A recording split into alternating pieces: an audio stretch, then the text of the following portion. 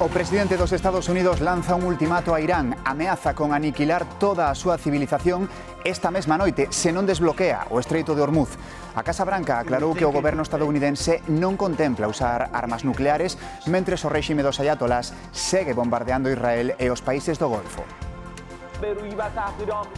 O bono coidado vaise ampliar para chegar a 10.000 dependentes máis que son atendidos na casa.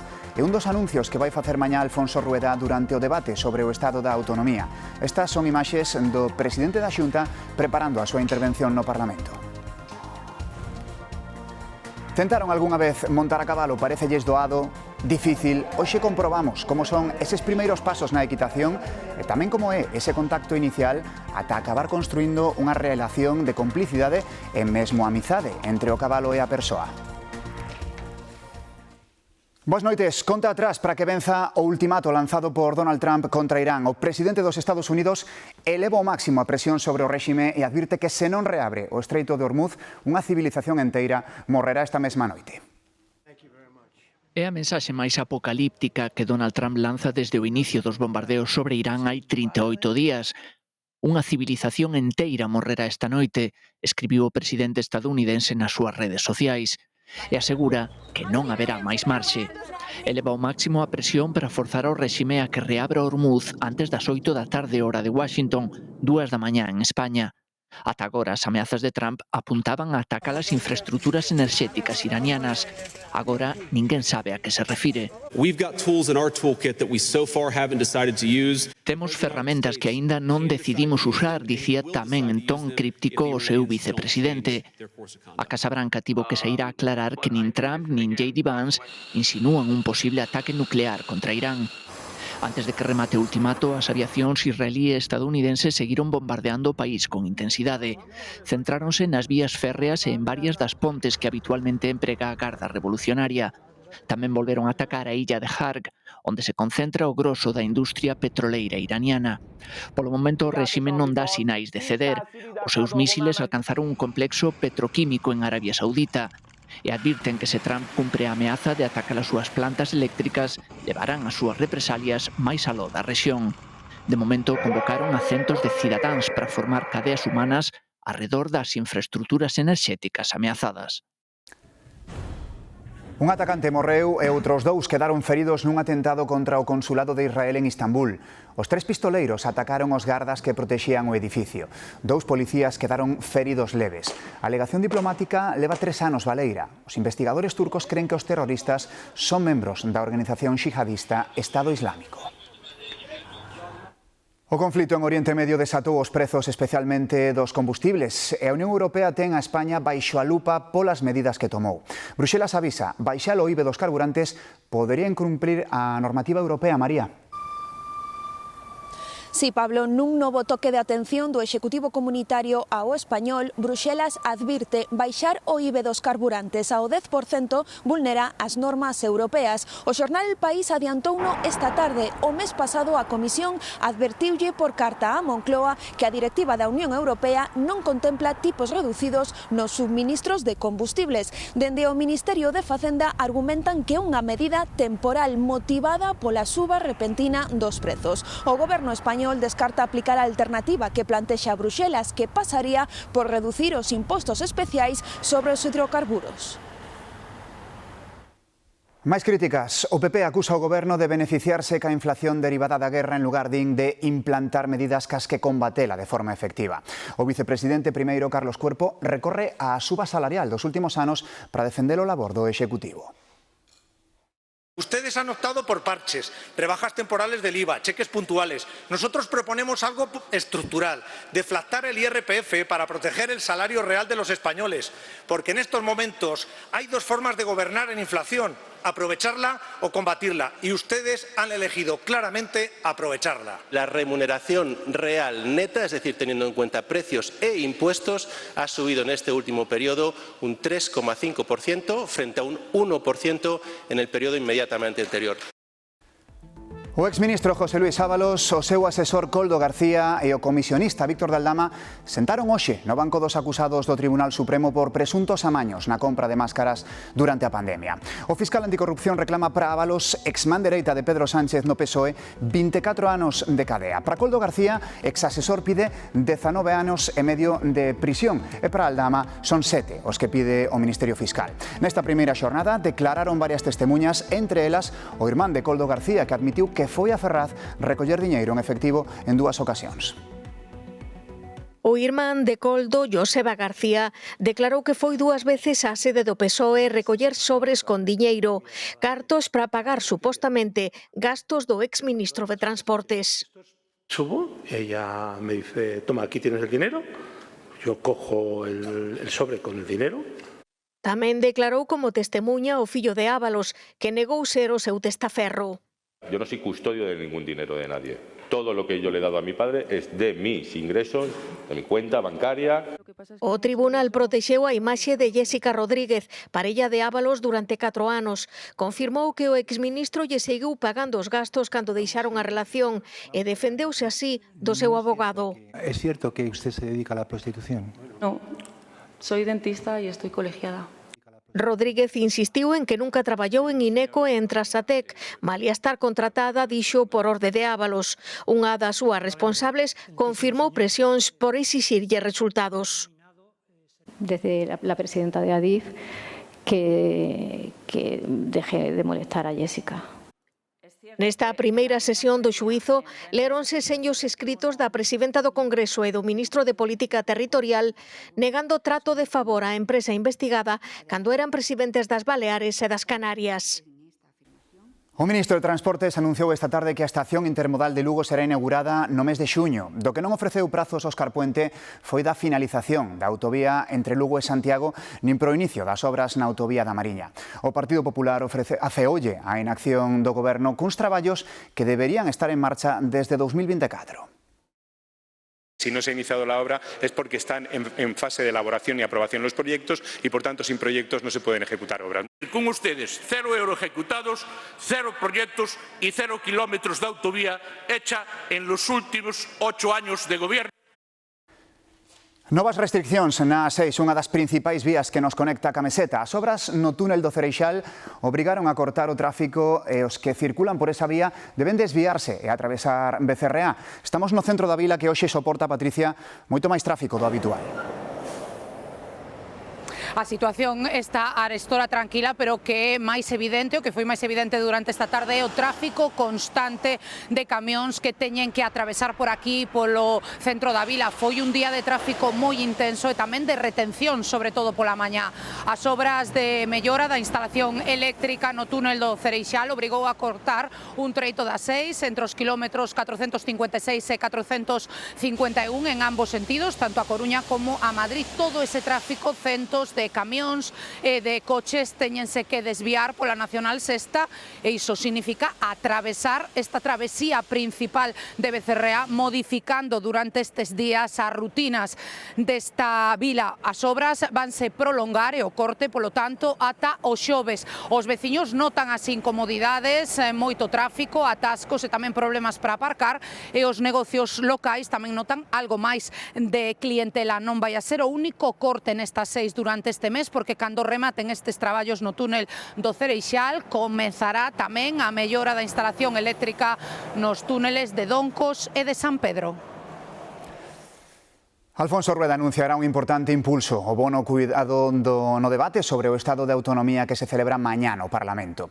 Segundo fontes da Xunta, o presidente avanzará que esta axuda de 5.000 euros anuais que reciben as persoas dependentes que son atendidas na casa chegará a 10.000 beneficiarios máis nos próximos 2 anos. Estamos vendo imaxes de Rueda preparando a súa intervención no debate, que se dividirá en 3 bloques: servizos públicos, economía e un terceiro centrado en innovación, identidade e vertebración territorial. A Xunta apunta que será un discurso propositivo e en positivo, no que marcará retos para mellorar, entre outras cousas, a produtividade e os salarios. O Goberno da cidade de Lugo sufrirá unha nova remodelación. Faleceu a concelleira socialista de Benestar, Olga López, e o pasamento obriga o cambio no executivo local. O seguinte na lista do PSOE é Alberto Caldero Pérez. A morte de López é o terceiro falecemento dun concelleiro do Grupo Socialista no presente mandato, tras a alcaldesa Paula Alvarellos e o edil Pablo Permuy. A Audiencia da Coruña confirma o arquivo da denuncia por agresión sexual contra o exconselleiro do Mar, Alfonso Villares. Os maxistrados non aprecian probas para que saia adiante. A Audiencia rexeita así a solicitude da acusación de reabrir o caso tras unha investigación que, asegura a Audiencia, foi ampla e minuciosa. Confirmas así o auto de decembro do xulgado de Ferrol que ditaminou que non tiña cabida o procesamento de Villares como autor dun delito de agresión sexual. Un grande incendio calcinou unha casa en Narón. Houbo que desaloxar o edificio, pero por sorte non hai feridos. Os investigadores buscaban a orixe do lume e todo apunta a que foi intencionado. Que se vía que da planta de arriba caían, vese na planta primeira, se ve que cae o teito, ardeu todo. Non sei se vistes imaxes, pero... Fala Antonio Porto, propietario da vivenda. Refírese a estas imaxes. Ou estoutras. Tal foi a espectacularidade do incendio que foron moitos os que gravaron o momento. As lapas iniciáronse contra as 11 da noite. O inmoble afectado, esta casa duns 100 anos que levaba case 30 baleira. Das a circunstancia de que os propietarios a mercaron hai só de días. Contanos que, aínda que non estaba amoblada, había moita madeira no interior. Suelos de madeira, paredes de madeira, todo. Estrutura de madeira, a escaleira de madeira, creo que non vese que non se afectou a escaleira, pero... Foi precisamente isto o que avivou o lume e obrigou a desaloxar os veciños dos dous edificios lindeiros sen que houbera feridos. E foi tamén precisamente unha faísca na madeira o que volvía a alertar esta mañá os bombeiros. Pois nos solicitaron vir porque había algunha brasa incandescente activa e por mor do vento que fai, axudou a avivar un poquinho as poucas chamas que había no interior. 4 dotacións de bombeiros conseguiron xa na noite extinguir o lume. Pensan que a orixe podería estar na parte traseira. A Policía Científica esclarecerá as causas do incendio. Durante boa parte da mañá estiveron na casa recadando indicios e buscando pegadas para saber que puido suceder. Non se desbota ningunha hipótese. E xa están apagados os incendios forestais que se declararon nas últimas horas en Galicia. No de Ponteareas, que tamén afectou os concellos de Pazos de Borbén e o de Mos, arderon unhas 750 hectáreas. Chegouse a activar a situación 2 como medida de precaución ante a proximidade das lapas ás vivendas. O lume de Carballo afectou finalmente a preto de 190 hectáreas. Desde Medio Rural lembran que está disponible o número de teléfono 085 para chamar en caso de detectar un incendio forestal. O acusado de prenderlle lume á casa ca súa exmuller dentro en Tomiño cumprirá 3 anos de cárcere en lugar dos 13 que pedía a Fiscalía. Foi logo dun acordo que evitou a celebración do xuízo, Xoel.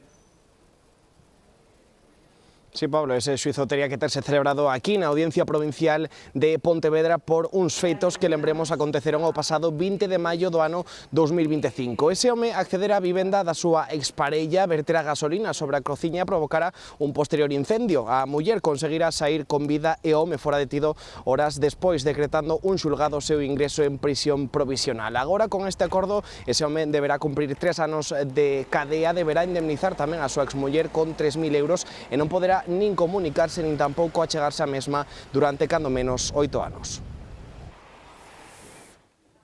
Grazas, Xoel. Unha persoa morreu e 15 quedaron feridas tras bater un tren contra un camión nun paso a nivel en Francia. O falecido é o maquinista. O condutor do camión, pola súa parte, está detido, acusado de homicidio. O accidente ocorreu contra as 7 da mañá neste punto da liña de alta velocidade en Bully-le-Miné, no noreste de Francia. A altura dun paso a nivel, o convoi que unía Dunkerque e París bateu contra un camión que transportaba unha ponte móvil militar.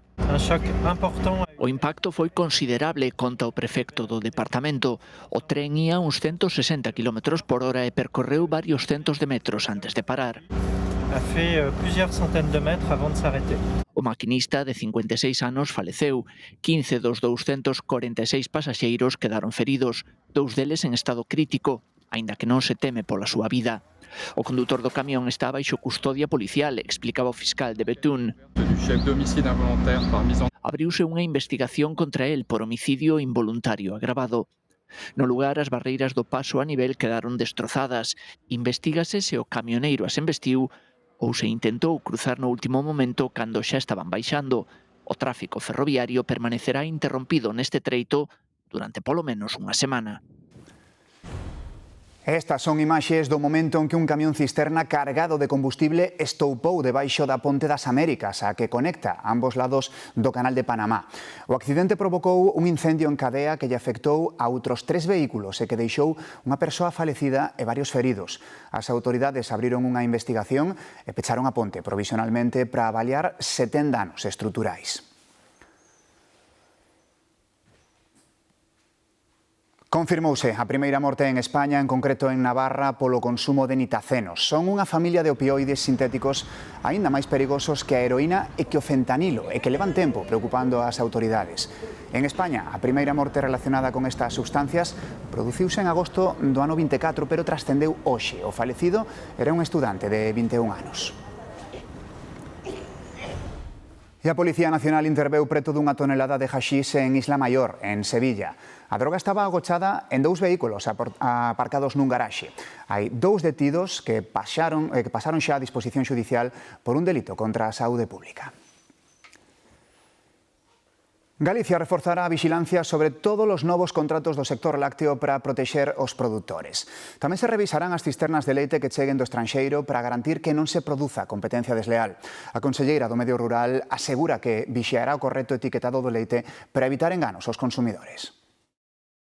A revisión de todos e cada un dos contratos por parte da industria para certificar que non hai incumplimentos. De habelos, pois esa información poñerase en coñecemento da Comisión Galega da Competencia para que actúe, de ser o caso, e tamén se farán controles estrictos desas cisternas que entren de outros países. Detectado un caso de gripe aviaria nunha gaivota patiamarela. Foi en Vigo. O animal foi trasladado ao Centro de Recuperación de Fauna Silvestre para realizarlle os análisis pertinentes. No que vai deste ano son 7 os casos confirmados en aves silvestres en Galicia. Non se rexistrou ningún caso en exemplares de curral. Igual algún de vostedes está agora sentado na casa gozando dunha copa de viño. Cada vez máis xente disfruta desta bebida, pero sen alcohol. As razóns son moitas, pero a cousa é que cada vez máis xente consume viños deste tipo.